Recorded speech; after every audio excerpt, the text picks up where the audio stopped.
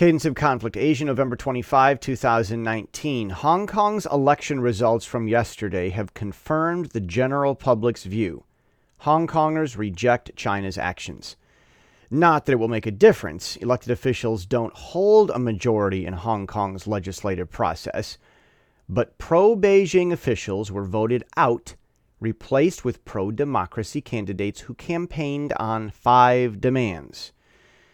There had been speculation as to how much Hong Kongers supported the 5-demand protests. This morning, there is no doubt.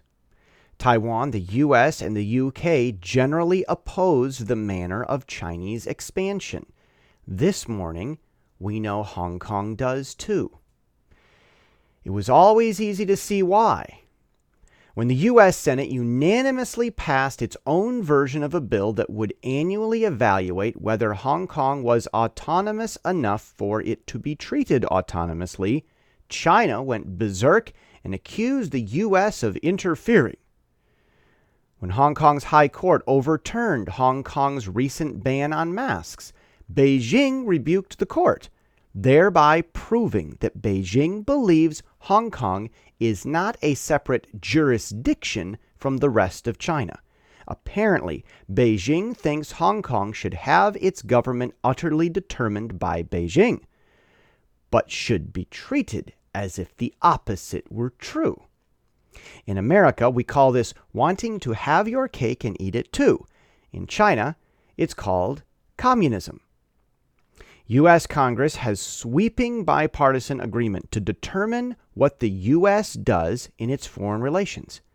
The U.S. decides whether to sell riot gear to another country. China calls this interference.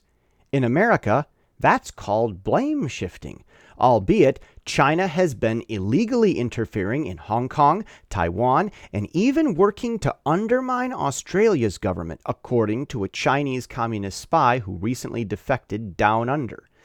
$200 million to thwart Taiwan's election. And China thinks the U.S. is meddling by not selling rubber bullets to Hong Kong police? It's no wonder yesterday's election turned out as it did.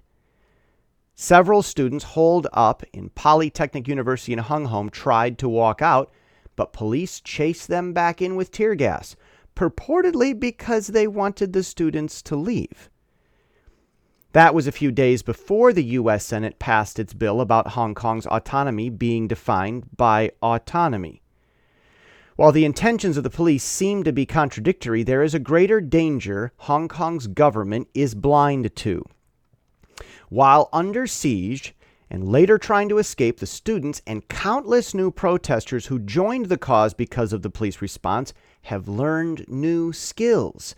They are gaining practice at launching Molotov cocktails, shooting police officers with old-fashioned archery, rappelling in free air, organizing supply and movement lines, along with other aspects of urban guerrilla resistance that neither Hong Kong's police nor China's PLA are trained for.